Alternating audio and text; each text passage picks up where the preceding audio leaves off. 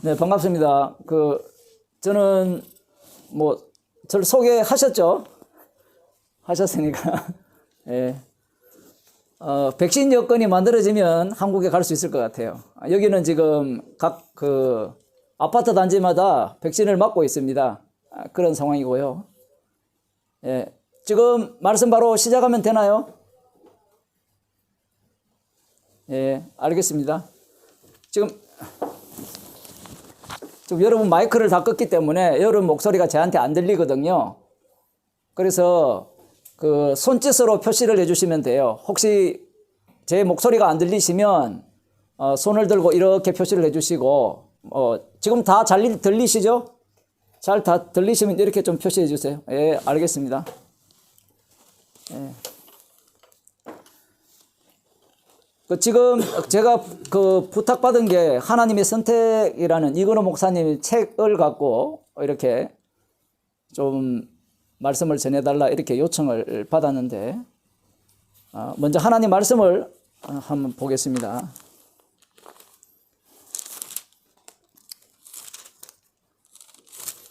예레미야 7장입니다.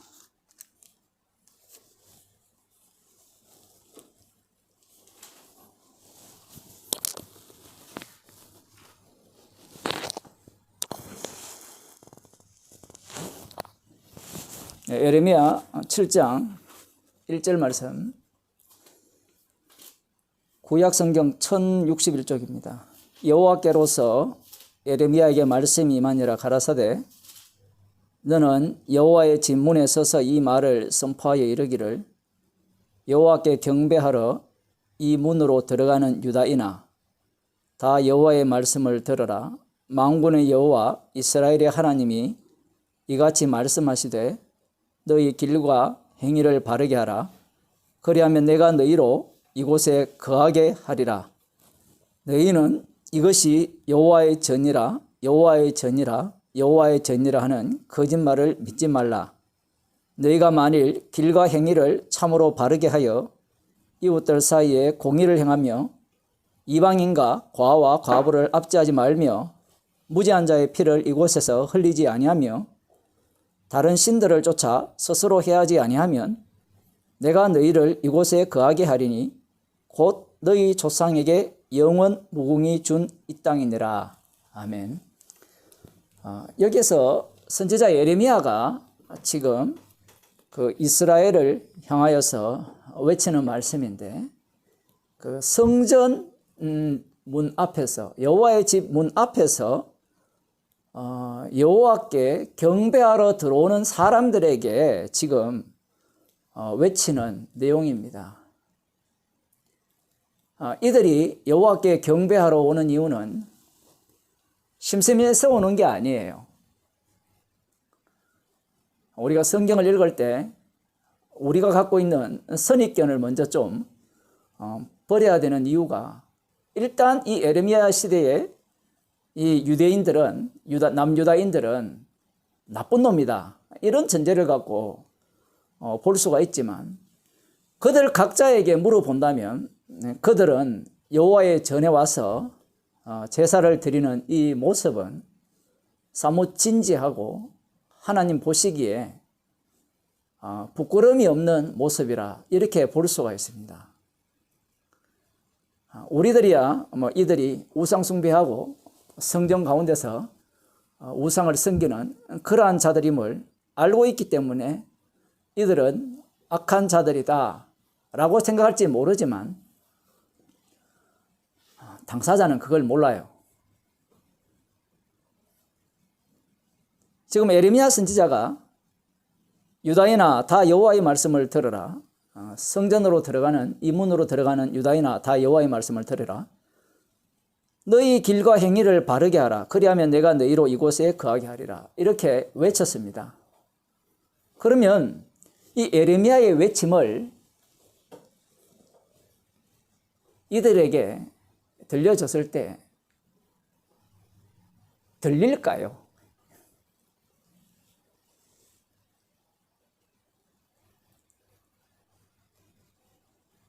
너의 행위를 바르게 하라. 이렇게 말씀을 전달했을 때 이들이 자기 자신들을 바라보면서 우리의 길이 나쁜 길로 가고 있고 옳게 행하지 않다라고 볼 수 있느냐 이 말입니다. 너희들이 하나님의 말씀에 순종하고 옳은 길로 행하면 이 땅에 거하게 할 것이라 했을 때 이 모든 말씀은 그때 가봐야 알아요. 멸망당한데도 뭐 1차 포로로 잡혀가도 완전 멸망당할 때까지는 멸망당한 건 아니니까. 말씀이 이루어지기 전까지는 인간들은 그 말씀에 대한 믿음을 가질 수가 없습니다. 노아 홍수 때도 마찬가지였죠. 홍수로 심판하여 죽을 때까지도 그들은 먹고 마시며 시집가고 장가를 갔습니다. 우리들이 보기에는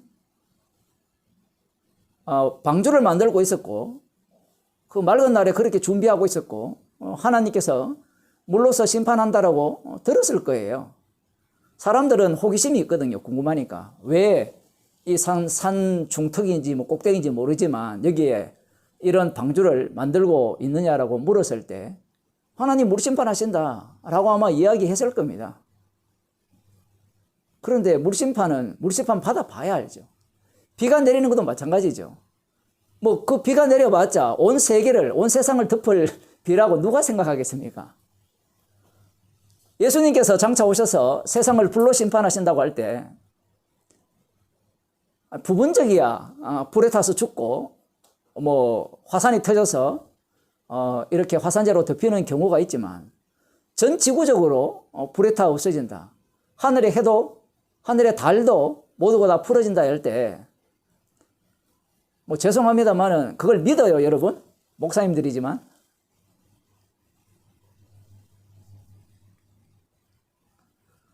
제가 보기에는 믿는 사람이 거의 없는 것 같아요.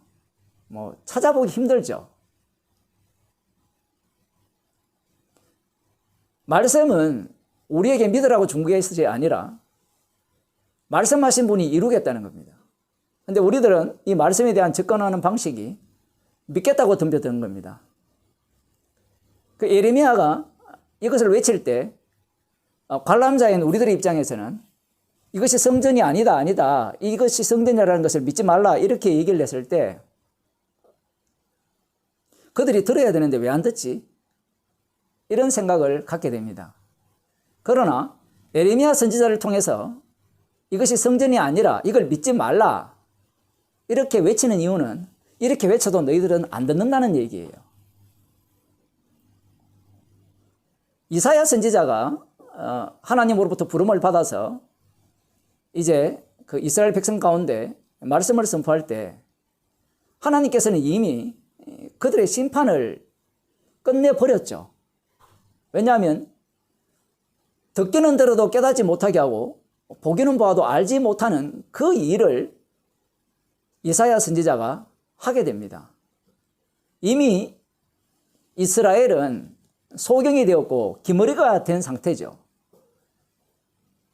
여러분들도 잘 아시다시피 문서 선지자가 활동한다는 것은 이미 심판이 확정되었고 심판을 돌이킬 수 없다는 말씀이거든요. 뭐 예레미야도 마찬가지입니다. 그러면 이 기적 선지자들이 활동할 때는 심판을 돌이킬 수 있느냐라고 할 때 돌이켰습니까? 우리들이 잘 아시는 그 기적 선지자들, 뭐 엘리야나 엘리사, 이분들이 활동할 때 그들의 어떤 활동을 통해서 그들의 외침을 통해서 이스라엘이 회개했습니까? 회개하지 않았죠. 선지자들이 등장했다는 것은 이미 멸망이 기정사실화된 겁니다. 기정사실화되었다는 것은 이미 너희들은 본래부터 멸망당하기 위해서 이스라엘로 만들어졌다는 거예요. 그러니 이런 본문을 오늘날 우리들이 읽으면서 왜 예레미야 선지자의 외침을 듣지 않았을까? 우리는 들어야 된다. 우리는 이런 말씀에 귀를 기울여야 된다 라고 설교를 한다면 그 사람은 마귀의 앞잡입니다. 왜냐하면 하나님의 뜻을 자기가 바꾸려고 해요. 지옥을 보낼 자는 지옥 보내야 되고 천국 보낼 자는 천국 보내는 그 증인으로서의 역할이 복음 전하는 목사의 역할이잖아요. 그런데 십자가에서 다 이루심을 전가하는 것이 아니라 십자가에서 다 이루심을 아예 거슬러 올라가서 역행하여서 십자가에서 다 이루신 것이 아니라 우리가 어떻게 하기에 나름이다. 우리가 어떻게 행동하느냐, 어떻게 하나님 말씀을 지키느냐에 따라서 하나님의 구원이 좌지우지된다. 그런 생각을 사람들이 갖게 하고 또 설교자도 그런 식으로 설교를 하게 된다는 사실입니다. 예레미야 선지자가 이것이 여호와의 전이 아니라 여호와의 전이라는 것을 믿지 말라라고 외치는 이유는 이런 겁니다. 그 예레미야가 하는 그 선지자가 하는 일은 우리가 보기에는요 쓸데없는 일이에요. 왜냐하면 예레미야서를 읽어보면 예레미야 말을 안 듣잖아요.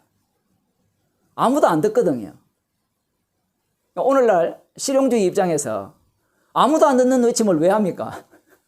이렇게 질문을 하잖아요. 그 전도서에 보면 이 솔로몬이 지혜자죠. 그 인생을 다 살고 하는 말이 뭐 하고 싶은 거 다 했잖아요. 그러면서 하는 말이 헛되다라고 이렇게 외치잖아요. 그리고 예수님께서 너희는 잠깐 보이다가 없어지는 안개다. 오늘 피었다 지는 들풀과 같다. 라고 이렇게 말씀을 하시면 사람들은 아니 그럴 것 같으면 왜 삽니까? 죽죠. 아마 그래서 자살한 사람도 있을 겁니다. 어차피 살아봐야 헛된 인생이기 때문에. 이들은 뭘 모르느냐라고 할 때는 주님께서 세상을 만드신 목적이 십자가만 남기기 위한 것임을 모르고 있는 겁니다. 십자가의 완료성이 부정되니까 이런 예레미야가 외치는 이런 외침을 읽고 설교하면서 어떤 식으로 해석을 하느냐라고 할 때는 우리는 들어야 된다라는 거예요. 뭐 개혁교회로 이야기하면 우리는 바꿀 수 있다라는 이야기입니다. 그렇지 않아도 그 어저께 어떤 목사님과 대화를 하면서 교회는 하나님의 원하시는 뜻을 따라서 교회다워야 된다라고 이렇게 이야기를 하죠. 뭐 개혁주의 저도 뭐 합신을 나왔지만 이런 이야기는 뭐 누구나가 다 들었던 이야기고 목사님들도 다 아시는 이야기죠. 그런데 목사 스스로가 복음을 부정하는 꼴이죠. 그건. 왜냐하면 교회는 주님의 피로 사신 교회죠. 주님의 피로 사신 교회라면 부족함이 없습니다. 완벽합니다.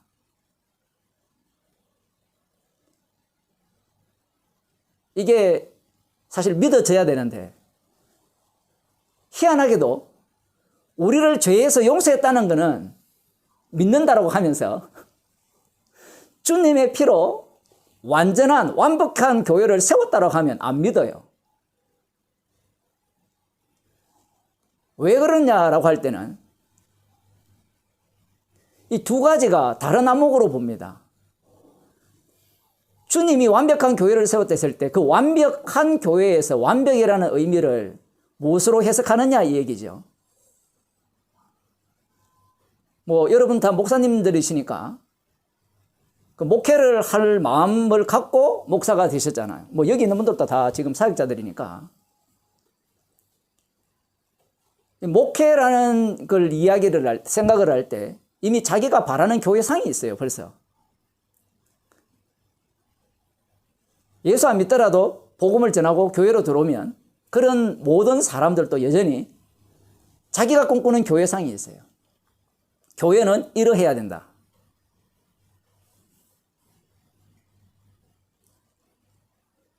안 그래도 엊그저께 만난 그 목사님이 지금 교회가 얼마나 많은 욕을 얻어먹는지 모른다. 그런 것들은 다 잘못되었다라는 거죠. 그러면 어떻게 해야 되는가? 안 얻어먹는 교회가 돼야 된다는 거예요. 자, 그런 논리가 어디에서 나왔느냐? 예수님께서 너희는 세상의 빛이라 하셨거든요. 세상의 빛이라 하니까, 소금이라 하니까 소금은 맛을 내야 되고 빛은 빛을 비춰야 되니까 이 소금과 빛을 어떻게 해석해 버리는가 하면 이 세상의 안목으로 소금으로 해석해 버리고 이 세상의 안목으로 빛을 본다는 겁니다. 무슨 얘기인가 하면 예수님은 영입니다. 예수님은 영이신데 영의 말씀으로서 너희는 빛이요 너희는 소금이라 이렇게 말씀을 하셨거든요. 그러면 예수님은 영으로 오신 분이기 때문에 영으로 오신 분이 누구한테 말씀하셨는가 하면 누구한테 말씀하셨을까요? 두 부류에게 말씀하셨죠. 한쪽은 영으로 난 자에게 말씀하셨고 다른 한쪽은 육으로 난 자에게 말씀하신 겁니다. 그러면 육으로 난 자가 예수님의 말씀을 듣게 되면 너희는 세상의 빛이요 너희는 세상의 소금이라 했을 때 어떤 식으로 예수님의 말씀을 듣게 되느냐라고 하면 육으로 난 자는 어떻게 들을까요? 지금 소음이 심하기 때문에 마이크를 다 켜고 이렇게 들으면 좋겠는데 일단 제가 먼저 말씀을 전할게요. 육으로 난 자는 이 빛과 소금을 1차적으로는 오늘날 한국교회에서는 세상의 빛이 되어야 된다고 이야기합니다. 그러면 모범이 되어야 된다는 거죠. 세상 사람들로부터 손가락질 안 당해야 된다는 겁니다. 그러면 예수님 당시에 바리새인들은 세상 사람들로부터 손가락질 당했습니까? 안 당했습니까? 안 당했어요. 존경의 대상이었습니다. 이 부분도 또 하나에 언급해야 되는 게 우리는 이미 목사들이기 때문에 바리새인에 대한 교육을 다 받았죠. 바리새인들은 외식하는 자다. 그러한 교육부터 엉터리입니다. 왜 엉터리인가 하면 그 외식이라는 말도 예수님의 입에서 나온 말씀이에요. 영에서 나온 분의 외식과 육으로 나온 외식은 다릅니다. 영으로 하신 분의 외식은 어떤 의미냐라고 할 때는 먼저 육으로 나온 자들의 외식부터 생각해 보면 육으로 생각하는 자들은 겉과 속이 다르다라고 하잖아요. 속이 엉큼한 것이 가득하면서 겉으로는 거룩한 채 한다라는 게 이게 외식이에요. 예수님도 그런 식으로 비슷하게 표현을 했죠. 그러니까 그게 외식이다라고 생각해요. 그런데 그 당시에 유대인들에게 바리새인이 어떻습니까? 라고 물어보세요. 모두가 다 바리새인처럼 살고 싶어 했어요. 그들은 생활 그 구석구석까지 말씀대로 사는 자들이었습니다. 어느 누구도 예수님이 오시기 전까지는 그들을 외식하는 자라고 말한 적이 없습니다.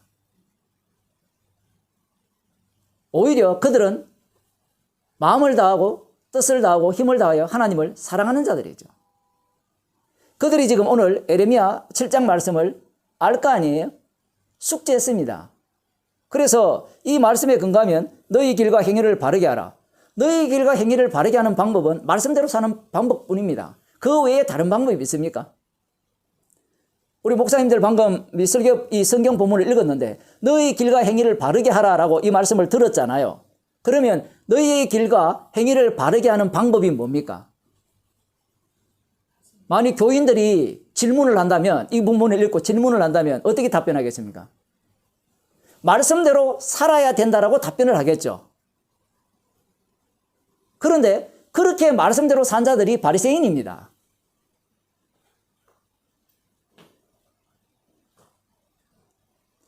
말씀이란 자체가 선지자들을 통해서 하나님께서 이렇게 외치신 그 말씀 자체가 인간이 알아들으라고 주신 말씀이 아니에요. 성경 말씀 자체가 인간이 알아들으라고 주신 말씀이 아닙니다. 근본적으로.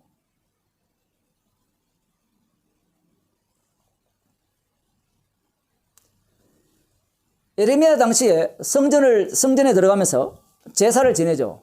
그 제사를 지는 목적이 뭡니까? 죄 용서받기 위해서 제사를 지내는 거 아닙니까? 그런데 분명히 성전이 있고 그 성전에서 제사가 지내지고 있는 상태에서 예레미야 선지자가 그 여호와의 전 입구에 서가지고 이것은 여호와의 전이 아니다라고 한다면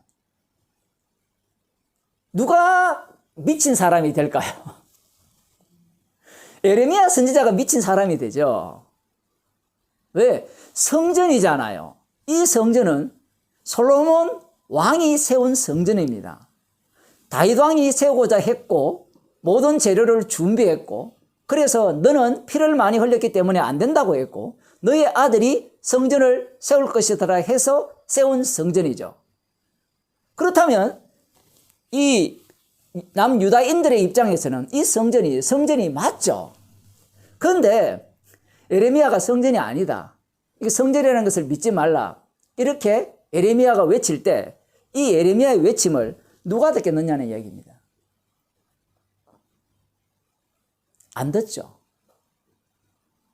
들을 수가 없습니다. 왜? 예레미야 말이 맞지 않기 때문에 그래요. 어디에 비추어서? 성경에 비추어서, 하나님의 말씀에 비추어서 이것은 성전이라 했잖아요. 그런데 성전인데 성전이 아니라고 하면 그건 예레미야가 이상한 거잖아요. 이 예레미야는 이미 조금 어렵겠지만 그리스도의 영을 받았어요. 베드로전서 1장 10절에 나오거든요. 이미 구약의 인물들은 그리스도의 영을 받은 자들입니다. 그리스도의 영을 받았기 때문에 성전이 아니라는 말의 의미는 참 성전은 십자가에 지신 예수님뿐이라는 얘기입니다. 제가 갑자기 비약을 했죠. 비약을 한 이유가 있습니다. 이미 성도는 이미 성령을 받았기 때문에 성경을 보는 안목 자체가 성령 안에서 성경을 보게 되어 있거든요. 지금 예레미야가 이렇게 외치는 것은 이건 성전이 아님을 말하기 위해서 외치는 거예요. 이게 실제로 예수님 당시에 헤롯 성전이 거의 다 완공되어 가는 46년 동안 지어가는 과정에서 예수님께서 요한복음 2장에서 너희가 이 성전을 열라 내가 살 동안에 일으키겠다라고 말씀하셨죠. 같은 맥락입니다. 유대인들 입장에서는 헤롯 성전이 성전이죠. 물론 비록 그 에돔 사람 헤롯 왕이 유대인들의 환심을 사기 위해서 성전을 건립하였지만 예수님이 헤롯이 건립하였다고 해서 그 성전을 부정한 적이 없습니다.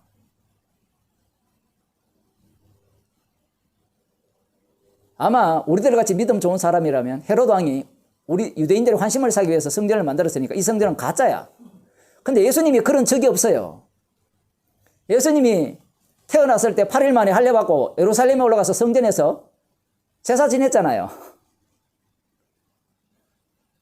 성전 부인하지 않습니다. 그런데 그 성전을 예수님께서 성전을 헐라 내가 사흘 동안에 일으키겠다라고 할 때 그 당시에 그 유대인들은 예수님의 말씀을 문자적으로 이해할 수밖에 없는 겁니다. 육으로밖에 이해가 안 되죠. 그들이 아는 성전은 건물형 성전밖에 없기 때문에 그래요. 근데 예수님은 자기 몸을 가리켜 성전이라 했거든요. 근데 이런 말을 해도 오늘날 교회가 예배당을 성전이라 하니까 이건 뭐 마귀 새끼들이 따로 없죠. 성경 말씀을 아예 안 듣겠다고 나선 자들이죠. 그럼 목사들이 왜 교회를 성전이라 하느냐라고 할 때는 그래야 헌금을 내거든요. 그래야 교회 와서 예배드리고 그래야 교회 와서 기도하거든요.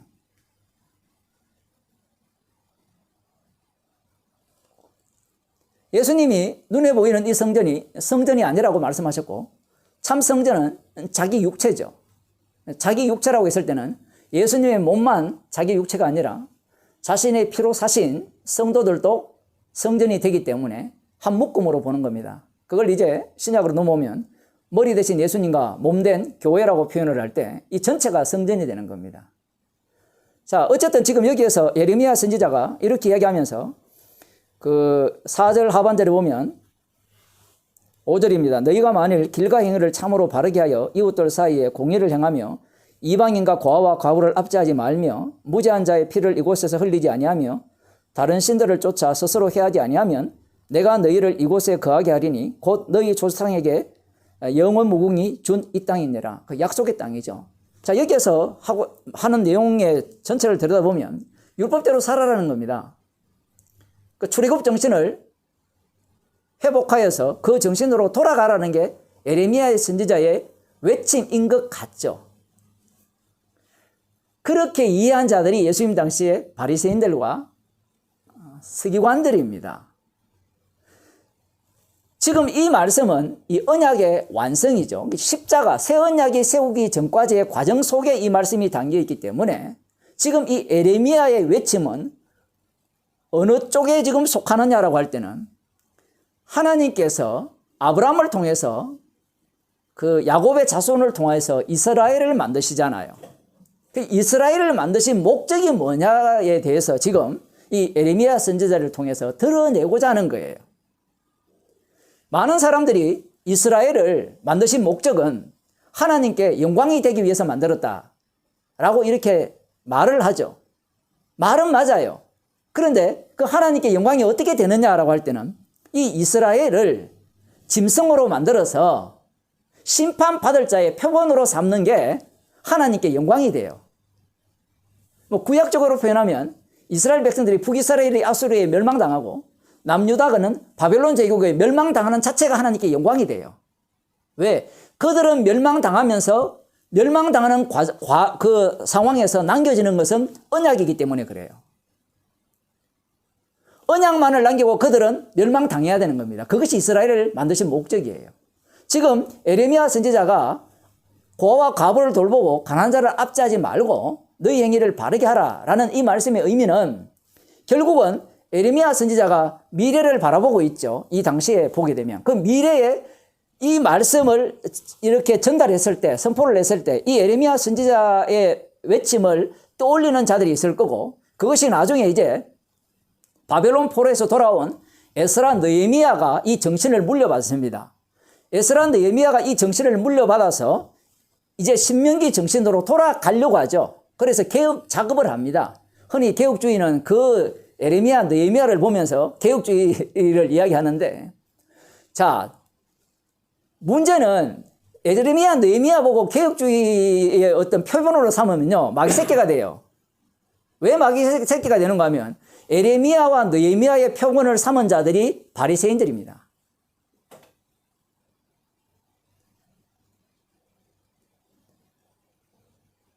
에레미야와 느헤미야의 정신을 그대로 본받았고 이 선지자들의 정신, 선지자들이 외친 그 정신을 그대로 본받은 자들이 예수님 당시의 바리새인들이에요.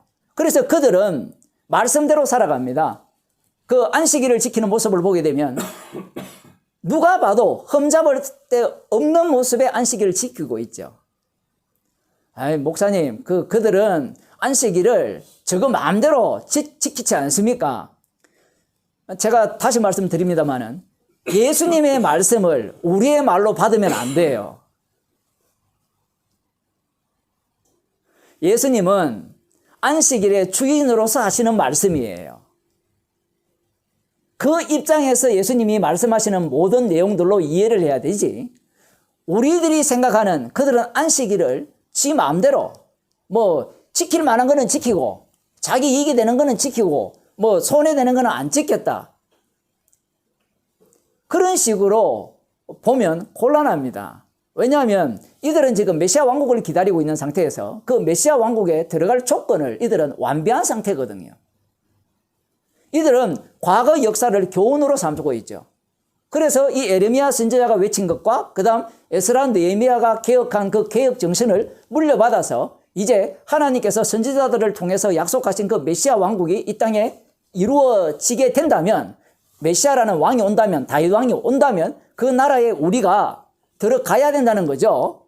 그래서 그들은 만반의 준비를 하고 있었다는 겁니다. 그래서 이 에레미야가 외친 이 외침을 그들은 그대로 받고 순종한 거예요. 에레미야의 당시에도 에레미야 선지자가 외치는 말을 못 알아들었고요. 이후에 바벨론 포로로 돌아왔다가 400년 동안 지났지만 예수님 당시에 유대인들도 이 말씀의 말귀를 못 알아들어요. 왜 못 알아듣느냐라고 할 때는 인간의 관심은 어디에 있느냐라고 할 때는 자기 구원에 있어요. 이 말씀을 들어보면 이 말씀대로 살지 않았기 때문에 멸망당했잖아요. 그러면 사람들이 이 본문을 읽을 때 우리는 어떻게 살아야 됩니까? 라고 질문이 나올 거 아니에요. 그럼 왜 그 질문을 합니까? 어떻게 하면 멸망받지 않을 수 있습니까? 라는 쪽에서 질문이 들어온단 말이에요. 그렇기 때문에 이 말씀을 어떻게 대하느냐 할 때는 멸망받지 않기 위해서 이 말씀을 지키는 겁니다. 그게 요한복음 5장에 나오죠. 예수님께서 너희들이 영생을 얻는 줄로, 성경에서 영생을 얻는 줄 상고한다라고 하잖아요. 결국은 성경을 연구하고 말씀대로 사는 목적은 영생을 얻기 위함이에요. 그런데 예수님이 성경은 내게 대해서 전한다 하죠. 그러면서 또 하시는 말씀이 영생을 얻기 위해서 내게 오지 않는다 이렇게 말씀합니다. 영생이라는 단어를 2번 썼거든요, 예수님이. 자, 유대인들은 구약을 잘 압니다. 잘 알아요. 잘 알고 우리 일단 성경을 볼 때 그런 관점을 봐야 돼요. 바리새인들이 무식하다고 보시면 안 돼요. 우리의 의가 바리새인보다 서기관보다 낫지 않으면 천국에 못 간다는 예수님의 말씀을 기억해야 됩니다. 아무리 우리가 그 노력을 하더라도 뭐 성화론 백날 주장해도 절대로 바리새인 서기관 못 따라가요. 그들이 지금 갖고 있는 사고방식이 어떠한 사고방식이냐라고 할 때는 그들은 이 창세기부터 이스라엘의 광야 생활, 출애굽 광야 생활 그리고 왕정 시대 이후에 400년 그 전체 시대를 꿰뚫고 있습니다. 꿰뚫고 있으면서 정답을 찾아낸 거예요. 어떤 정답을 찾아냈는가 하면 메시아가 오신다는 약속이 있죠. 여러분이 지금 배운다는 그 언약 중심으로 성경을 보려고 하시잖아요. 그들은 이미 우리들의 선배입니다. 그들은 언약을 잡고 있었어요. 김희곤 교수가 신의 약속은 파기될 수 없다 이렇게 책을 썼는데 그 유대교가 하는 이야기예요. 유대인들은 지금도 신의 약속은 파기될 수 없다고 믿고 있죠. 그 약속을 기다리고 있잖아요. 문자적으로 예루살렘 땅에 감람산에 그 하나님이 임하신다는 그 기대감을 갖고 있잖아요. 메시아가 임한다는. 그 언약을 그들은 버리지 않았습니다. 그리고 약속을 붙들고 있었어요. 그러면 그들이 갖고 있는 그 언약이 엉터리냐? 엉터리가 아니에요.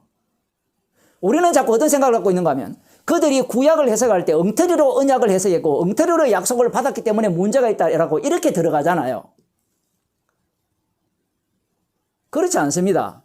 그들은 성경대로 했어요. 성경대로. 말씀대로 돌아갔어요. 이 바리새인들의 신학을 알았다면 성경대로 돌아가자는 말이 얼마나 악마적인 걸 알 건데 그걸 몰라요. 개혁교회가. 성경대로 돌아가면요. 결론은 어디로 갈까요? 말씀 중심으로 가거든요. 말씀 중심으로 가면 무슨 중심으로 갈까요? 지식을 많이 쌓는 자가 진리를 아는 자가 돼요. 그러면 지식만 쌓으면 되느냐? 안 되죠. 삶까지 있어야 되죠. 그래서 바리새인이 태어난 거 아닙니까? 삶의 깊숙한 영역까지 말씀대로 살아가야 된다는 그런 논리. 예수님 당시 유대인들은 바보들이 아닙니다. 그들은 뼈저리게 이 말씀의 실효성을 느낀 사람들이에요. 말씀대로 사니까 하나님께서 복을 주셨고 말씀대로 살지 않으니까 저주를 내렸다는 것을 그들은 몸소 거의 몇천 년 동안 체험한 자들입니다. 그 역사적으로 교육을 제대로 받은 자들이에요. 그래서 그들은 그러한 어떤 말씀에 근거해서 자신들이 메시아가 오실 때 어떻게 살아야 되는지를 준비하고 있었던 사람이죠. 그래서 그들은 이 에레미야 선지자가 외치던 이 말씀에 귀를 기울인 겁니다. 제가 이전에 사당동에서 강의할 때 그런 말씀을 드렸잖아요. 성경에 사복음서에 우상숭배가 나옵니까? 라고 제가 질문을 했죠. 혹시 목사님들 사복음서 읽으시면서 유대인들의 우상숭배가 나옵니까? 안 나오죠? 우상숭배가 안 나와요. 성전에서 우상을 모셔놓고 뭔가 우상에게 제물 드리는 게 안 나오죠. 만일에 그런 게 있었다면 예수님이 그것도 지적하셨겠죠. 성전에서의 제사 드리는 것도 너무나 깨끗해서요. 자, 예수님께서 성전을 흔히 청결 사건이라 이렇게 표현하는데 청결 사건이 아니고요. 성전 제거 사건입니다. 성전 부정 사건이에요. 청결 사건이라고 해버리면 성전을 청결케 하면 다시 성전으로 돌아갈 수 있다는 논리가 돼요. 이 신학자들이 이런 게 무식해요. 제가 좀 과격한 표현을 하지만요. 왜냐하면 청결하면 성전 깨끗이 하면 되잖아요. 다시. 무너뜨릴 필요가 뭐 있습니까? 예수님이 오셨다는 것은 성전은 무너져야 된다는 거예요. 그 무너져야 된 이유를 예수님이 설명해 준 겁니다. 그 설명한 내용을 들여다보면 내 아버지 집을 장사하는 집으로 만들었죠. 그런데 여러분들이 잘 아시다시피 구약에 너희 집이 너무 멀면 희생제물을 가지고 오기도 너무 멀면 돈으로 받고 와서 네가 드리고자 하는 제물을 사서 드리라 하잖아요. 그리고 하나님께 드릴 때는 반드시 성전세로 드리라 하거든요. 그러면 당연히 자기가 로마 돈을 갖고 있으면 성전 세겔로 바꿔야 될 거 아니에요. 그리고 환전상이 있어야 될 거 아니에요. 근데 성경에 보면 환전할 때 너희들이 환차손을 1%만 떼라. 이런 말씀이 하나도 없어요. 그런 말씀이 하나도 없다고요. 그들은 오로지 구약에 외친 그 선지자, 성전에서 어떻게 제사 드려야 되고 어떤 일을 해야 된다는 거기에만 오로지 집중한 겁니다. 그곳에는 우상숭배가 이루어지면 안 되는 곳임을 알고 있어요. 오로지 말씀대로. 그래서 그들은 이익을 남기고 팔고 사고 한 거예요. 성전에서, 성전 뜰에서. 그런데 예수님이 뭐라 했습니까? 내 아버지 집은 기도하는 집인데 장사하는 집으로 만들지 말라. 이렇게 말씀하셨죠. 이렇게 말씀하니까 사람들은 봐, 성전을 이들은 장사하는 집으로 만들었지 않았냐? 이렇게 이제 우리들은 그렇게 비난을 가잖아요. 근데 그들에게 물어보세요. 그렇게 하지 않고 하나님께 어떻게 제물을 드립니까? 100km, 200km 떨어진 사람이 분명히 자기 양을 팔고 왔을 거 아니에요. 그러면 새로운 걸 사려면 그럼 제사장들이 그걸 팔 때, 레인들이 팔 때 원가로 제공하면 됩니까? 성경에 원가로 제공하라는 말도 없어요.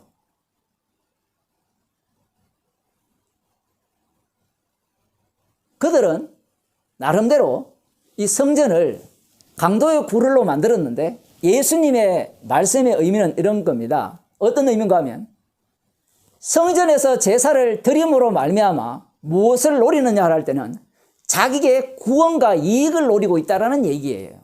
단순히 장사는 문제를 거론하는 게 아닙니다. 그 이야기와 그 요한복음 5장에 나오는 성경을 너희들이 연구하는 이유는 영생을 얻고자 하는 이것도 똑같은 거예요. 그 강도의 특징과 이들의 특징은 똑같이 자기 이익을 구하는 거예요. 자기 영생을 구하는 거고. 거기에서 성전에서 우상숭배 되는 게 없습니다. 깨끗해요. 제사가 제대로 드려지고 있어요. 그러면 또 우리는 공부하신 분들이니까 그 당시에 제사장들은 돈 주고 샀지 않느냐, 대제사장들은 가야바 가문인데 그게 문제가 되지 않느냐라고 한다면 예수님이 그 가문을 문제 삼으신 적이 없습니다. 가문이 문제가 되었다면 예수님이 너 제사장 아니야 이렇게 얘기해야 돼요. 너 가짜야. 그런데 예수님은 그런 말씀 할 말씀도 안 하셨죠. 대제사장을 그대로 인정해 버립니다. 우리는 이 목사들이나 이런 사람들은 성경보다 앞장서 가요. 이런 일들이 성경에 비일비재하거든요. 예를 들어 그 시형제 결혼법도 있잖아요. 시형제 결혼법이 어디에서 유래합니까? 그냥 뚝 떨어지거든요. 그 당시의 풍습입니다. 그러면 그 풍습 속에 주님은 언약을 녹여 들어버리죠. 아마 우리 같으면 시형제 결혼법 나빠요. 잘못됐어요. 이렇게 지적할 겁니다. 그런데 주님의 이 땅에 자기 언약을 드러내는 방식은 인간이 죄가 드러나면 드러날수록 그 죄 속으로 더 깊이 들어가 버립니다.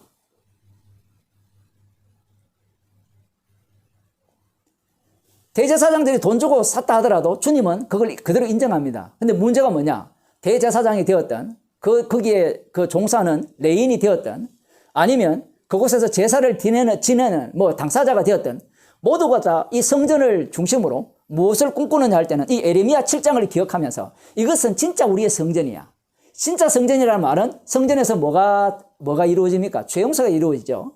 그 열왕기상 8장에 보면 솔로몬 왕이 성전을 건립한 이후에 성전을 향해서 기도하면 죄를 용서해 달라고 하잖아요. 그러면 죄를 용서받는 그 기능을 이들이 모릅니까? 알고 있죠. 그런데 죄 용서받아서 뭘 하겠다는 겁니까? 복 받겠다는 거예요. 그게 이 예수님 당시에 이 제사장 그쪽 사두개인들 이쪽 계열들입니다. 그런데 그 주변 사람들이 그렇게 하는 일들에 대해서 바라볼 때 그게 성경적이냐 비성경적이냐 따져보면 성경적이에요. 그게 그 성전 중심이죠. 아까 제가 질문을 했잖아요. 이들이 이 당시에 우상숭배를 했느냐라는 겁니다. 그리고 바리새인들이 과부의 것을 탈취하고 과부를 압제했습니까? 안 했죠. 누가복음 18장입니까? 거기에 보면 바리새인이 이렇게 기도하잖아요. 1회에 2번 금식하고 구제하고. 목사님 그 예수님의 그 산상설교에 보면 그들은 길거리에 서서 기도하고 구제할 때도 편하게 하는 게 그게 잘못됐지 않습니까? 그게 잘못되었나요? 본을 보이는 게 잘못되었나요? 아니에요. 그들은 자기를 뽐내려고 했지 않습니까? 그 사람들한테 물어보세요. 뽐내려고 했는지. 문제는 언약의 완성자가 왔죠. 예수님이 오시는 순간 그들이 자기 양심의 가책이 없이 마음을 낮추어서 했던, 높여서 했던 무슨 짓을 해도 무엇이 되는가 하면 다 외식이 되어버려요. 십자가에 영이 들어와야 이런 안목이 생기는데 십자가에 영이 안 들어버리면 모든 판단 기준이 선악 기준이 됩니다. 그 선악과를 따먹은 그 기준에 의해서 외식하니 안 하니 이걸 따지게 되는데 예수님이 영이 와버리면 예수님 앞에는 무엇을 해도 외식이 돼요. 무엇을 해도 죄가 되고 복음을 전해도 죄가 됩니다. 사도 바울이 왜 죄인 중에 괴수라고 표현합니까? 그것은 십자가 영이 와버렸기 때문에 그래요. 십자가로 주님이 다 이루셨기 때문에 자기가 그렇게 주를 위해 봉사하고 희생하고 그렇게 하더라도 죄인 중에 괴수가 되는 겁니다. 이것이 바로 언약의 위력이에요. 새 언약의 위력. 그러면 에덴약이라고 얘기할 때 또 오해가 있을 수 있으니까 어쨌든 그 이스라엘 유대인들은 언약을 믿고 있었거든요. 그 언약을 믿는 그들의 입장에서는 언약이 세워질 때마다 그 내용을 들여다보게 되면 누구를 위한 언약이냐라고 들어가게 되잖아요. 그 아브라함 언약, 그 다음 뭐 이삭, 야곱 언약 이렇게 들어가고 모세 언약을 들어가 보게 되면 사람들은 그 언약을 공부를 할 때 어떤 방식으로 공부하느냐라고 할 때는 유대인과 똑같아요. 그 언약에 들어가 보면 언약 자체가 누구를 이렇게 날려버리는 거 하면 아브라함을 날려버리죠. 아브라함 언약의 특징은 아브라함이 날아간다는 겁니다. 아브라함이 날아가고 아브라함이 만들어지죠. 근데 우리들은 성경을 읽으면서 아브라함이 있으니까 아브라함이 있네요 이래 들어가는데 아브라함 언약의 특징은 없는 아브라함이 생겼다는 겁니다. 그래서 아브라함은 없어요. 나타나는 것은 아브라함뿐인데 그 아브라함이 늘 부정되는 자리에 아브라함이 나타나는 겁니다. 이삭도 마찬가지죠. 이삭이 날아가는 자리에 이삭이 있는 겁니다. 왜냐하면 이삭 이름 자체가 이미 한번 날아갔잖아요. 비웃음이 기쁨이 웃음이 되고 그 이삭은 결국은 죽음에서 살아나잖아요. 그 이름 속에 이미 아브라함이 아브라함 되는 내용이 그대로 담겨 있다고 보시면 돼요. 야곱도 마찬가지죠. 야곱이 이스라엘로 바뀌잖아요. 이스라엘로 바뀌었다고 할 때 이스라엘이 되었네 이렇게 들어가는 게 아니라 이스라엘은 없는 존재죠. 없는 존재인데 주님이 새롭게 만들어낸 이스라엘입니다. 그래서 창세기를 읽어보면 그 이스라엘의 모습이 변화된 모습을 거의 감지할 수가 없어요. 가끔 조금씩 보일 뿐입니다. 그래서 이름조차도 야곱 이름과 이스라엘 이름이 혼합되어 막 쓰여집니다. 이러한 것들을 과연 유대인들이 포착해낼 수 있느냐?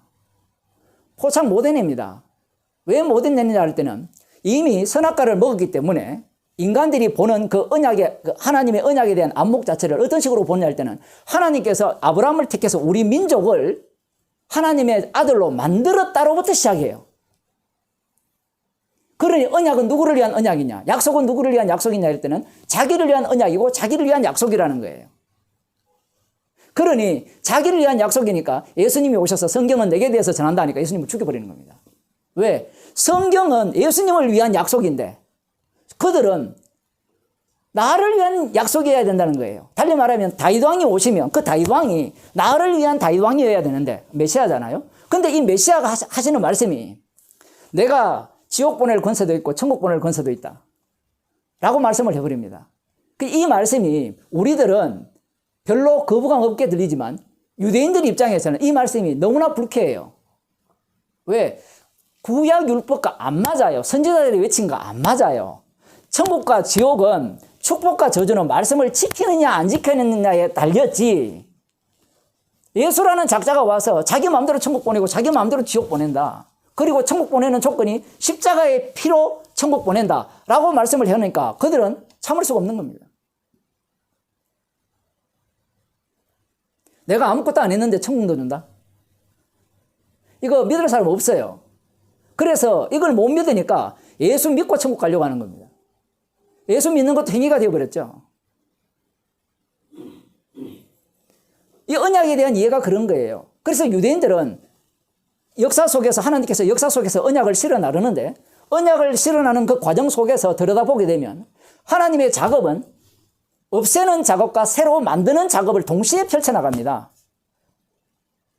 여러분이 언약을 다 공부를 하셨으니까 뭐 책을 쓰신 분도 있고 그러니까 언약이란 자체가 없애는 작업과 새로 만드는 작업을 하시는데 없애는 분도 하나님이시고 만드는 분도 하나님이세요.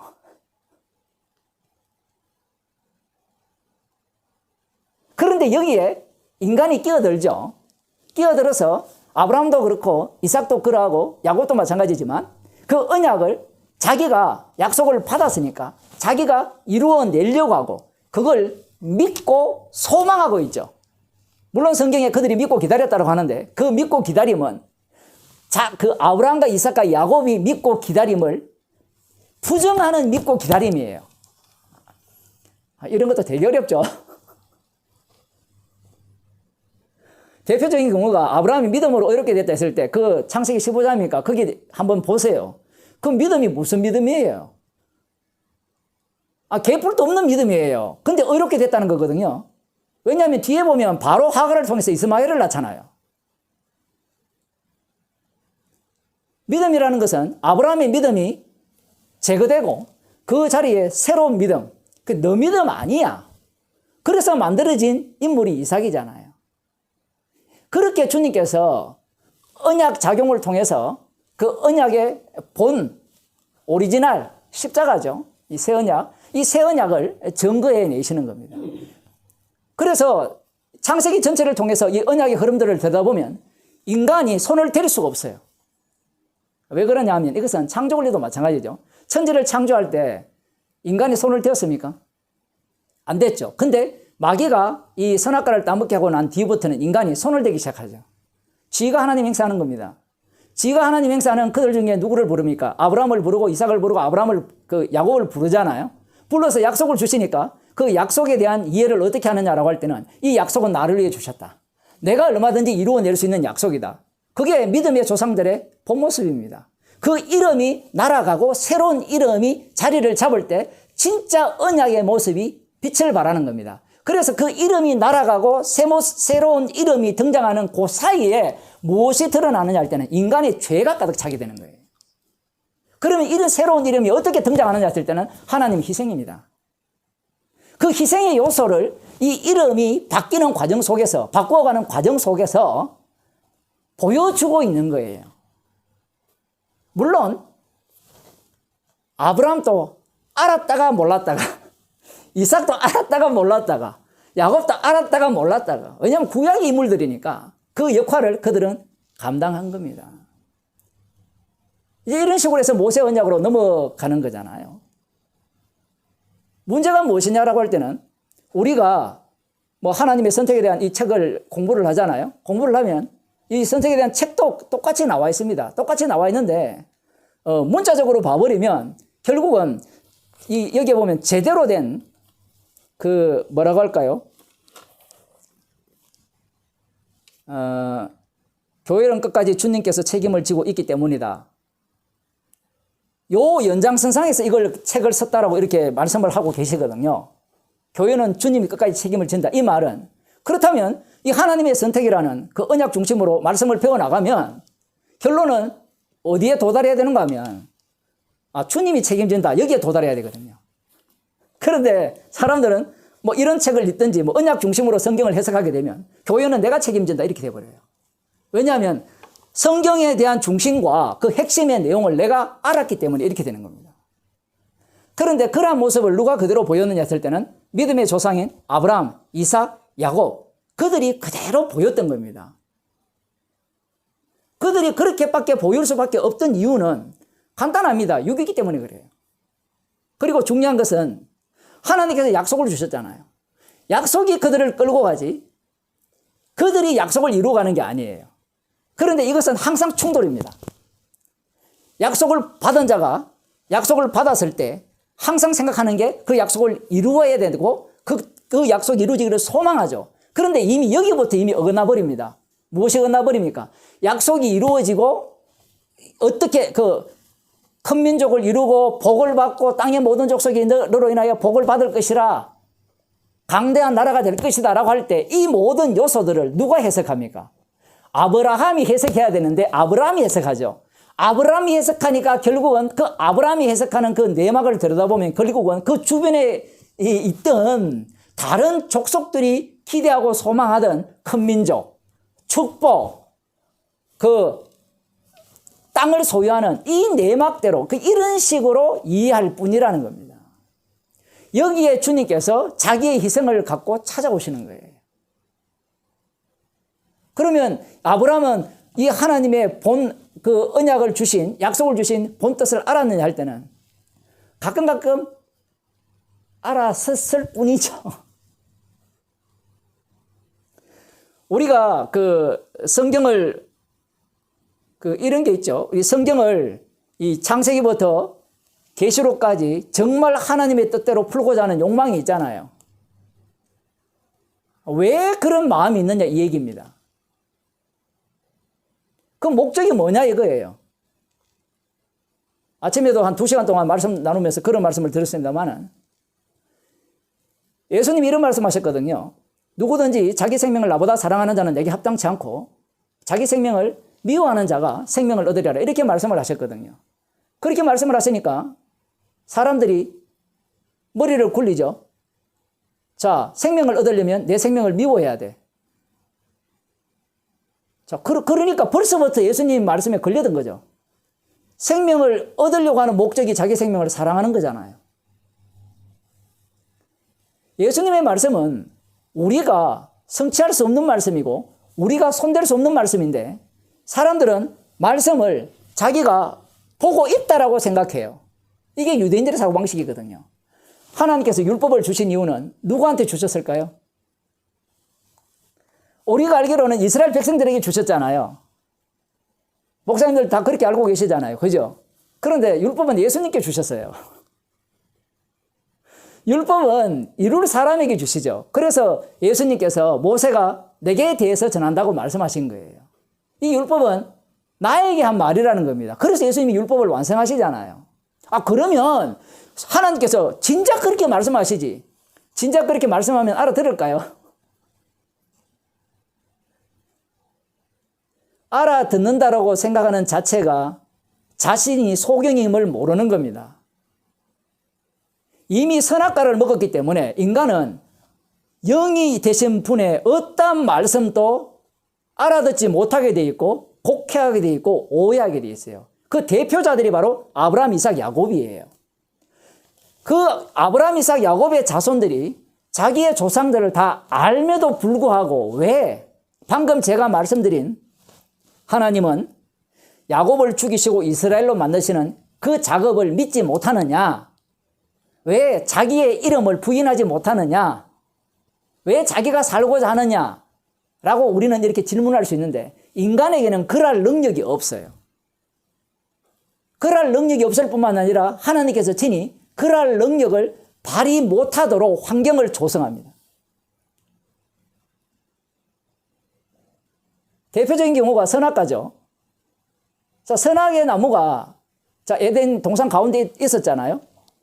그러면 하나님께서 뱀을 안 만들었으면 유혹 안 했을 거 아니에요. 그리고 뱀을 만들더라도 가장 지혜로운 자로 만들지 말고 어리버리한 자로 만들었으면 그렇게 지혜롭게 유혹하지 않았을 거 아닙니까? 그런데 하나님께서는 세상을 만드신 목적이 선악과 안 따먹는 게 목적이 아니라 십자가로 하나 되는 그 세상을 목적하셨기 때문에 반드시 따먹도록 지혜로운 뱀을 만드셨고 거기에 배치하셨고 하늘에서 쫓겨난 이 악마를 그곳으로 투입시킨 겁니다. 가인과 아벨의 사건도 마찬가지죠. 누가 가인이 아벨을 살해하는 그런 마음을 품게 만들었습니까? 가인과 아벨이 그냥 둘이 살았으면 별 문제 없었어요. 제사 드리더라도 안 받아보면 돼요. 근데 하나님이 꼭 가인과 그 제물은 안 받으시고 아벨과 그 제물은 받아버리죠. 자, 이 조건에서 인간이 피해갈 길이 있을까요? 피해갈 길이 없습니다. 주님이 일을 그렇게 해요. 반드시. 왜? 세상은 나를 위한 세상이 아니기 때문에 그래요. 십자가로 완료한 세상을 목적하고 이 세상을 만드셨기 때문에 주님께서 조치하신 그 속에서 어떤 인간도 빠져나갈 길이 없습니다. 예레미야 선지자를 통해서 이렇게 말씀함으로 말미암아 인간은 정답을 갖게 되죠. 성전에서는 우상 숭배하면 안 되고, 그러면 성전에서 제사만 드리면 안 돼. 제사만 드리는 것으로 문제가 해결되는 것이 아니라 생활 중에도 말씀대로 살아야 돼. 그것이야말로 이 과거 우리의 조상들이 바벨론에 멸망당했던 그 악한 죄를 반복하지 않는 길이야 라고 해석하게 주님이 만드신 거예요. 자, 주님이 만들었다고 했을 때, 자, 그렇게 만들어지는 자는 어떤 자들이냐 할 때 육에 속한 자예요. 그러면 주님은 영으로 오신 분이기 때문에 주님은 이 말씀의 의미를 다 아시죠. 그래, 그렇게 살아가는 것이야말로 가장 뭐뭐적입니까? 마귀적이죠. 이것은 꿈에도 상상 못할 일입니다. 목사들은 설교를 해야 되고 이 성경 전체의 흐름을 알아야 된다는 것은 당연해요. 그런데 왜 전체의 흐름을 알아야 되고 왜 이 말씀을 연구하느냐? 그 목적이 뭐냐? 출발점 자체가 잃어버리기 위함이냐? 살기 위함이냐? 이것부터 이미 잘못되어 버리면 말씀을 배우면 배울수록 그 악마성이 더 노골화되죠. 목사들이 복음을 듣고 목회 안 해도 된다. 죄송합니다만 목사님들. 교인 한 명 없어도 된다. 이런 마음으로 말씀을 들으면 아주 자유롭죠. 그런데 이 사도행전 제가 요즘 설교를 하지만 그 사도들의 설교를 왜 이 대제사장과 관원들이, 장로들이 반대합니까? 그들의 설교로 인해서 자기의 밥줄이 끊겨지거든요. 복음이 사라지는 겁니다. 자기들을 따르는 자들이 사라지니까 돈벌이가 안 되기 때문에 이 예수의 이름으로 가르치지도 말고 말하지도 말라라고 이렇게 협박을 가하는 거예요. 지금 여기 그 하나님의 선택 그 책 앞부분에 보면 현대교회를 비판하는 사람들이 많이 있다. 전에는 저주받을까 봐 조심스러워하던 평신도까지 이제는 마음 놓고 교회에 대해서 비판을 가한다. 그러나 정말 주님을 사랑하는 자는 드물다. 교회를 비판한다고 곧 그것이 주님에 대한 사랑의 열매라 볼 수 없다. 교회 비판이 주님에 대한 사랑을 대신하는 것이 아니다. 평신도와 같은 경우에도 교회에서의 자기 영향력 행사와 실패하게 될 때 분풀이로 교회를 변화할 수도 있고, 목회자의 경우에는 자기 교회가 더욱 세련되고 현대적이고 수준 높은 설교를 하고 있음을 알려서 교인을 다량 확보하기 위한 교회들을 비판하는 경우가 있다. 그 비판이 두 종류죠. 하나는 평신도들이 교회를 비판을 가하면서 자기가 나름대로 교회의 행사력을 행사하려고 하는 그런 모습이고, 목사들 같은 경우에는 비판을 해서 자기 편 만들기예요. 자기 편을 만드는 겁니다. 그 이단들의 대부분 특징은 이 기존 교회를 비판하는 거잖아요. 그 기존 교회를 비판하면서 나만 맞다라는 거죠. 그러면서 하는 말이 나를 따르라. 이게 기존 교회에 대한 비판 이유입니다. 그래서 지금은 진짜 주님이 놀라운 일을 하셨는데 이런 어떤 이단들 때문에 복음을 못 전하게 하셨어요. 교회 다니는 사람들한테 복음 이야기하면, 교회 비판하면 너 이단 아니냐. 그래서 아예 안 듣죠. 주님의 일입니다. 주님의 일은 실패하지 않거든요. 왜? 지옥 갈 자를 천국 보낼 이유는 없잖아요. 그래서 지옥 갈 자는 아예 못 듣게 모든 교회가 자물쇠를 다 잠그게 만들었어요. 그래, 우리는 우리 한 팀이 되어서 지옥 가겠다 이런 겁니다. 그리고 설교는 누구의 설교만 들어야 되는가 하면 목사의 윤허가 떨어진, 담임 목사의 윤허가 떨어진 목사의 설교를 듣든지, 안 그러면 검증을 받아라는 거죠. 정말 재미있는 현상이 일어났습니다. 그죠?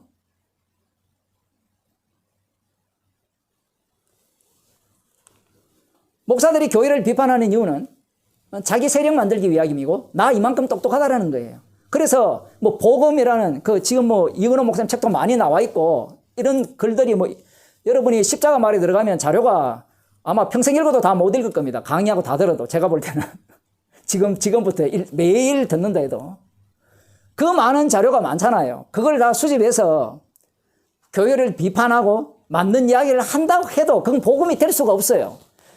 그러한 일은 이미 바리새인들이 다 했습니다, 여러분.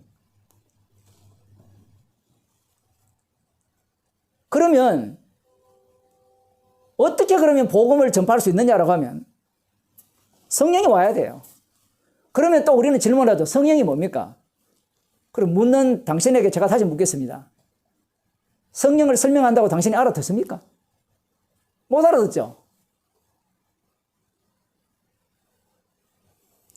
조금 더 봅시다. 이와 반대로 교회에 문제점이 있는 것을 알면서도 교회 비판을 삼가하고 오히려 교회를 비호하는 자들도 있다. 이들은 말하기를 교회의 사명은 전도와 선교에 있기 때문에 행여 교회가 나쁜 이미지를 드러내면 하나님의 사업에 장애가 될까 봐 우려해서 교회 비판을 삼가한다고 한다. 이들도 역시 주님을 사랑하기보다는 자기가 벌여놓은 소위 목회 일에 대해서 보다 완벽하기를 원하며 자기에게 해가 돌아오는 것을 더 두려워하는 자들이다. 즉 주님보다 자기를 더 사랑하는 자들이다.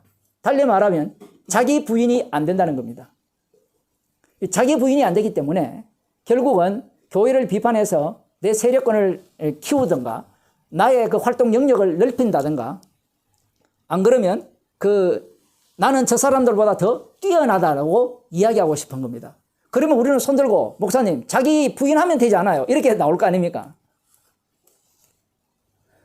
자, 이렇게 말하는 자체가 성령 안 받았다는 증거죠. 자기 부인하는 능력이 우리에게 있다면 주님이 십자가 질 필요가 없습니다. 누구든지 나를 따라오거든 자기를 부인하고 십자가 지고 따라오라 하니까 이런 유사복음을 들은 자들이 하는 말이 자기를 부인하면서 난 십자가만 붙들래요. 이렇게 나오는데 주님이 그래서 만일 그런 식으로 구원받는다면 십자가 필요 없어요. 그 김성수 목사 그 설교 듣는 사람들 보면 십자가를 붙들어요. 여기 계신 분들도 김성수 목사 전문가들이거든요. 이 동네 지금 여기 계신 분 앉아있는 분들도. 그거 붙든다고 자기 부인이 되는 게 아니에요. 나는 아니요. 백날에도 소용없단 말입니다. 왜냐하면 주님의 일은 주님이 한다라는 걸 몰라요. 말은 안다라고 하는데 그 알미 절대로 나의 능력으로 나올 수가 없어요. 그 암 자체가 부정돼야 되죠. 그 아브라함이 날아가는 자리에 아브라함이 만들어지거든요. 그런데 아브라함이 날아가는 자리에 아브라함이 만들어질 때 그 날아가는 자리가 죽을 때까지 날아가요. 야곱을 이스라엘로 만들었으니까 이제는 계속 이스라엘로 살 것이다. 그런 생각을 갖게 되는데 전혀 그렇지 않습니다. 야곱을 이스라엘로 만들었는데 계속해서 야곱으로 돌아가죠. 왜 그럴까요? 야곱에서 이스라엘로 만들어서 이스라엘로 계속 살아가 버리면 더 이상 뭐가 필요 없습니까? 주님의 희생이 필요 없고 십자가가 필요 없습니다. 십자가를 알아버리면 십자가가 더 이상 필요 없어요. 그게 구원파들이잖아요. 그 김성선 목사 그 교회는 구원파와 똑같아요. 처음에 이 얘기 듣고 불쾌해서 한 4년 동안 사라졌다가 나타나셔가지고 다시 복음을 듣고 계신데 사람의 김성선 목사를 욕하자는 게 아니라 그 설교를 들어보면 십자가만 남아야 되는데 십자가가 남아야 될 자리에 복음을 아는 내가 남아버리는 겁니다. 그 사람 같은 경우는 이건우 목사님 신학을 그대로 갖고 와서 자기가 연구를 냈잖아요. 연구를 내서 안 그래도 그저께 이 목사님 통화를 했는데 뼈대를 쫙 긁어내가지고 그것을 이성의 방법으로 나열을 내버립니다. 합리적 방법으로. 이게 진리야. 자, 이걸 믿으세요? 이거 어렵죠? 자세히 들어보세요. 자세히 들어보면 이게 깨달아집니다. 이렇게 되는 거예요. 그게 교육이지 그게 무슨 복음입니까? 그럼 성령이 왜 필요해요? 지금 주님이 살아계시잖아요. 주님이 안 살아계십니까? 안 살아계시면 우리가 복음을 전해야 돼요. 주님이 살아계셔서 친히 자기 백성을 불러 모으시잖아요. 목사님들 다 그걸 믿고 지금 설교하시는 거잖아요. 그죠? 내가 복음 전하는 게 아니잖아요. 그 주님이 아시잖아요. 그러면 만일에 그런 식이 된다면 주님이 필요 없죠. 자, 이제 제대로 된 정답의 이 교재를 하나 만들겠습니다. 예를 들어 하나님의 선택이라는 교재죠. 완벽합니다. 부족함이 없죠. 자, 이거 제대로 배우면 천국 갑니다. 이게 뭐예요? 무엇을 삭제해버립니까? 성령을 멸시하죠. 성령을 멸시하면 다시는 사함을 못 받는다 했습니다. 아니 목사님 그 맞는 얘기를 믿는다는 게 뭐가 나쁘냐 하지만 그 맞는 얘기를 내가 믿고 받아들인다는 자체가 십자가가 필요 없잖아요. 주님의 일하심을 날려버리잖아요. 제거해버리잖아요. 그게 성령을 멸시하는 겁니다.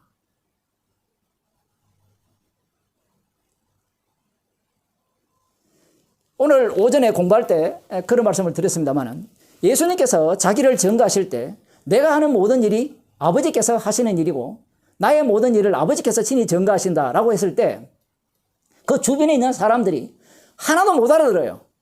왜냐하면 아무리 봐도 예수님 한 분뿐이에요. 여러분 주님이 여러분과 동행한다 했잖아요. 우리와. 예? 동행한다고 했을 때 주님이 여러분과 함께 계십니까? 제가 질문 한번 해볼게요. 목사님들 설교할 때 그렇게 하시잖아요. 주님이 땅끝까지 우리와 항상 함께 하려 했잖아요. 함께 계세요? 그럼 손 들고 어떤 성도가 어디 계세요? 한번 보여주세요.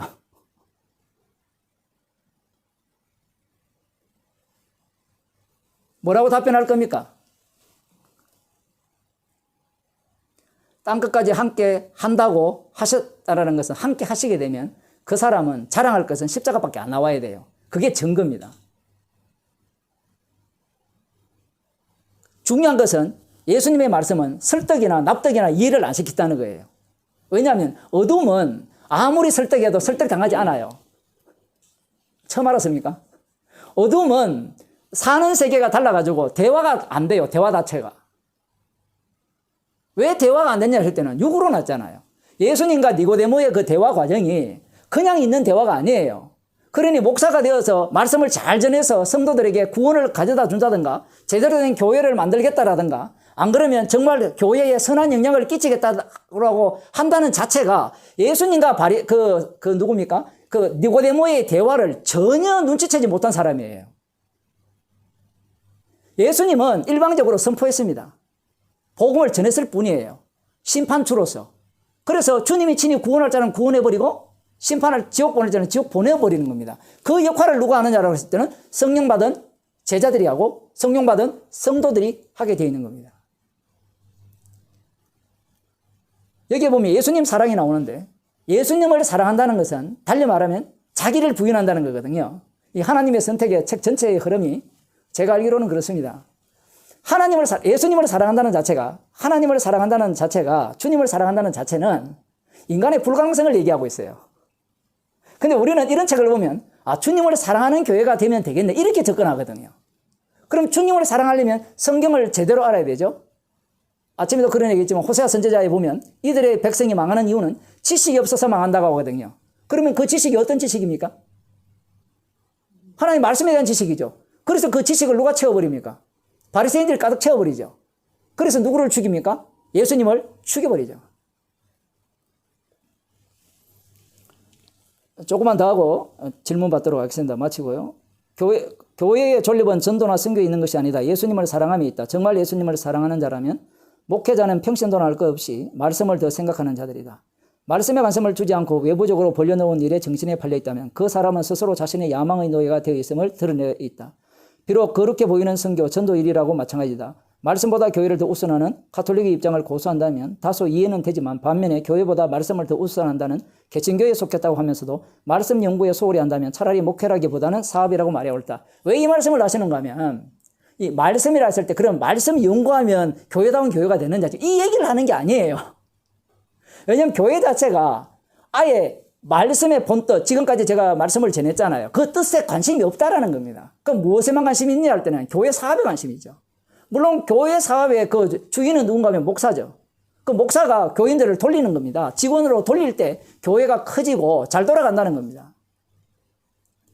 말씀에 관심이 있다라는 말은 지금 말씀을 대하는 태도 자체가 이미 자기가 죽고자 하는 입장에서 말씀으로 들어가는 거고 반대로 이런 책을 읽으면서 교회가 지금 말씀에 관심이 없고 사람의 지식에 관심이 있으니까 말씀으로 돌아가면 진짜 교회다운 교회가 되지 않을 거냐. 그래서 우리가 말씀으로 돌아가자고 한다면 그놈이나 똑같은 놈이 돼요.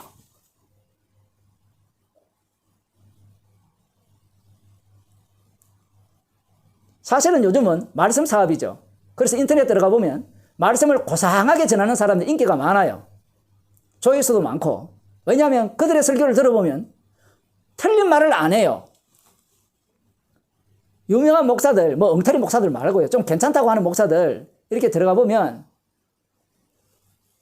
틀린 말을 안 하는데 꼭 누구처럼 말하는 건 바리새인처럼 말해요. 알아듣는 말을 하고 이해 듣는 말을 하는 겁니다. 요 한 부분만 더 하고 마칠게요. 왜 말씀에 관심이 없을까? 그것은 자기 자존심 때문이다. 주님을 사랑하기보다는 자기 자존심을 더 사랑하고 아끼고 보호하고 있기 때문입니다. 말씀 탐구는 바로 자존심이 다 깨어질 때까지 해야 된다. 이게 핵심입니다. 말씀을 탐구하는 이유는 자존심이 다 깨어진다. 이 말은 내가 왕창 무너져야 된다는 거예요. 그러면 목사로서도 무너져야 되고 나는 진짜 말씀을 보면 볼수록 사도 바울처럼 죄인 중에 개수로 사실 그 뜨인 돌에 의해서 사람의 손으로 말미암지 않은 뜨인 돌에 의해서 박살나게 하는 그 작업이 말씀을 연구하는 작업이라는 겁니다. 여기까지 하겠습니다.